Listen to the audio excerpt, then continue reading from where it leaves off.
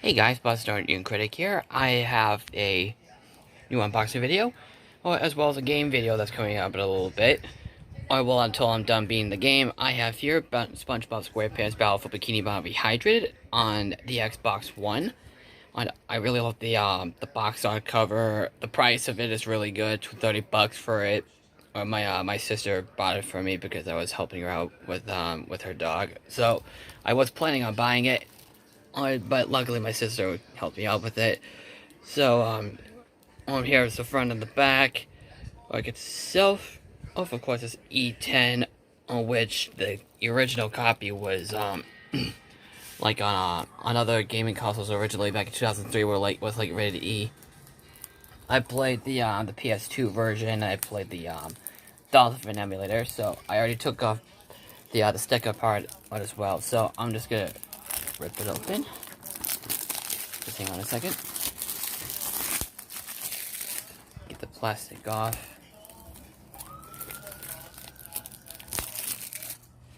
There, I can see it a lot better now. And without further ado, let me open it up. Here we go.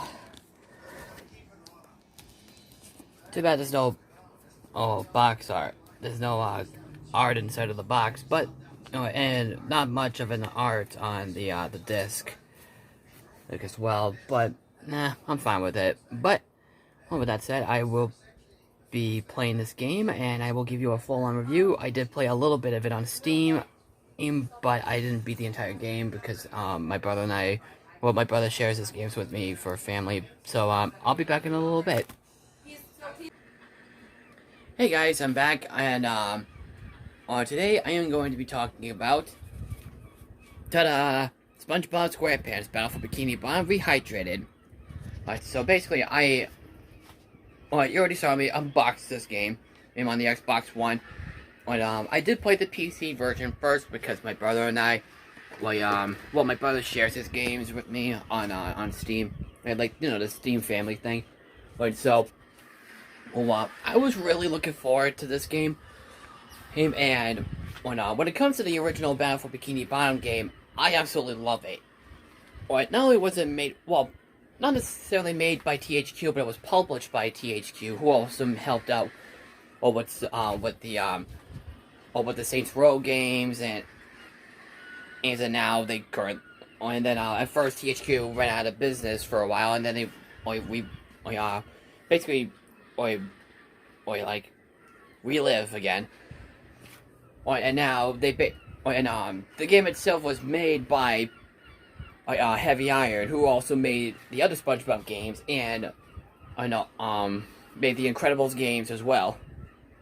Like the first one, I believe. I think they made the second one, Rise of the Underminer, which I heard that was pretty terrible.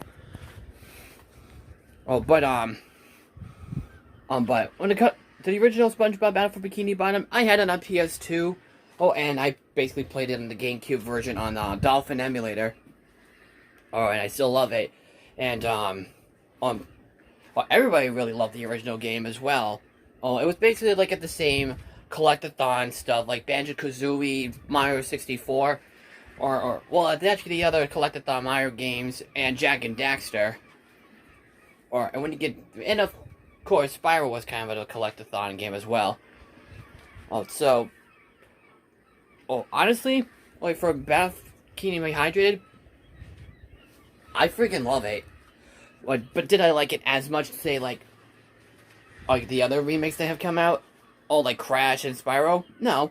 Well, the reason why this game was made, because Crash Bandicoot Insane Trilogy, and on CTR, which is Crash Team Racing, and Spyro Reunited Trilogy, is that the reason because they were big hits and they knew how to capture the spirit what made the original games a classic. This Battle for Bikini Bottom Rehydrated does the same thing. It's the same story as the original. SpongeBob and Patrick are playing robots with arts and stuff, and they got aboard, but then Patrick used his magic wishing shell, which is identical to the magic conch shell. But basically, they wish for robots to appear, and then they could be able to play with them. Well, that's going on. Plankton of course, has created a machine to make a bunch of robots. So that way, of course, he could steal the Krabby Patty formula. So he creates robots, but instead, the big problem is that there's a switch on the thing that says obey and don't obey. The switch was on don't obey. So the robots threw him out of the chum bucket, and now the robots have been taking over the Bikini Bottom. So it's up to Patrick, Spongebob, and Sandy to save the entire our town of Bikini Bottom, and of course collect golden spatulas, just like how you collect Jiggies, or it's in Banjo-Kazooie, or Stars, or it's in Mario 64, or the Power Cells in the Jak and Daxter game. Well, in Jak and Daxter, the Precursor Legacy. Wait, what I love about Battle for Bikini Bottom Rehydrated is the friggin' graphics. Oh my god, it is improved from the original. All the textures, the grass, it's the colors, the character animation, it's vastly improved, and I friggin' love it. The controls are great. They're basically the exact same thing as the original. As well. And the gameplay, it does get frustrating at times, but it's more than enough to say, like, you just want to go back and try to beat it again and actually beat the entire game itself. Once in a while, there was a bit of an annoying glitch, here and there, or when I first played it on Steam. I was on the slide, or something, in Jellyfish Fields. I was after being King Jellyfish, and it was a bit. I tried to turn around, or go on the another route to it on the slide or something, but I constantly fell all that stuff. But luckily, I was able to get to it all right and stuff. But and also when you go into Goo Lagoon, there's a bit of a blur at the sign, and then it automatically pops up. It doesn't for every level, basically every level. Which I get the idea and stuff, but but you know, you will get used to it. But luckily, THQ is already trying to get someone to patch it. Is already trying to patch the game up as well. Also, if they do patch it up, I'm still gonna obviously still play it. And one of the things that definitely annoys me about this game is that as much as I absolutely love this game, there is one big problem with the game. As much as I love how the loading time in itself does go quick, but here's the problem with it. When you die, you just if you were to die in the game, in the original Battle for Bikini Bottom game, you just automatically just go back where it was with no loading time. This one does that, and it really pisses me off sometimes. Sometimes it goes a little. Sometimes the loading time is probably at the same amount when in the original game, and then just goes to a thing. It kind of happens the same thing when you're with that giant hand or something. You know, in the original game, if you're falling down, he'll just grab you, and then you're automatically back into the thing. It does that. It does that when you're going through the taxi area. But if you're falling down, it just goes at a load screen, which is really infuriating. Or something. Even if you die in general, it has a load screen time, which really upsets me. Crash Bandicoot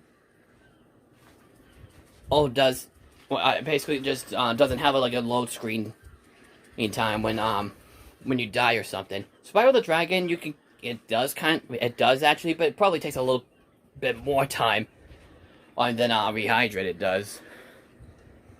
But overall, the gameplay itself is super fun. It is definitely one of the best remakes I've ever played. I'm glad I paid $30. I mean, sorry, well, my sister got it for me, but it is worth paying $30 for the game itself. But if you just want to wait until everything gets all patched up, especially with the Switch version, I'd probably say just wait a little bit and maybe just wait for it on sale. But if you are dying to play it, I definitely say definitely buy it. It's at a great price, and I'm really in love with it, and I would definitely play it again. Hell, basically, hold on, I collected almost all of the golden spatulas in this game. So, that's basically my review. If you have played it, what did you think? Just comment below, follow me on Twitter, Facebook, and Instagram. I was really shocked. One more thing I gotta say is that the reviews really shocked me. I like, oh, this game sucked, this game sucked. Well, it doesn't suck. I think it's awesome. So that's my thoughts on Battle for Bikini Bottom Rehydrated. I think it's totally worth playing. And so, like I said, follow me on Twitter, Facebook, and Instagram. Don't forget to subscribe and share the video. And and if you have played the game, just comment below what you think. And click like in the video as well. I am the Bostonian Critic, and I will see you later on. Take care.